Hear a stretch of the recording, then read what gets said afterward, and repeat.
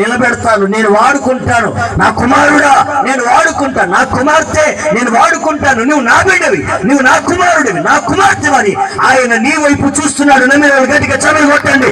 ఆయన నీ వైపే చూస్తున్నాడు, ఆయన నీ వైపే చేతులు చాపాడు, ఆయన నీ వైపే కనికర పడుతున్నాడు. నీవు బలహీనుడు అని తెలుసు, నువ్వు పాపివని తెలుసు, నువ్వు ద్రోహివని తెలుసు, నువ్వు అబద్ధికుడు అని తెలుసు, నువ్వు అబద్ధికుడు అని తెలుసు, నువ్వు మాటలిస్తే తప్పిపోతావని తెలుసు. కానీ తప్పకుండా కాపాడగలిగిన ఆయన హస్తాలు నీ మీద నా మీద చాపాడు. కొట్టు గడిగా చెప్పట్లు.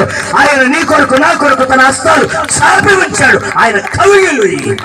ఆయన కవిగిలి మనము భయపడుతుంటే హత్తుకొని గుండెలకు హత్తుకొని పిల్లలు అదురుపోతే తల్లి ఉలిక్కి పడితే ఎమ్మటి లేచి అమ్మ నా బిడ్డ మమ్మ నేనున్నమ్మా పో అమ్మ జో జో జో జో పడుకో ఏం లేదులేమ్మా నేనున్నా అంటది కదా, తల్లి అంటది కదా. మరి దేవుడు అండా?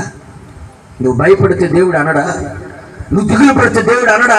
నీవు ఎంతో కాలముగా ఆయన దగ్గరకు వచ్చి మౌనంగా కూర్చొని వింటున్నావు కదా, ఆయన నీ పక్షంగా కార్యము చేయడా? నువ్వెందుకు అధైర్యంగా ఉన్నావు?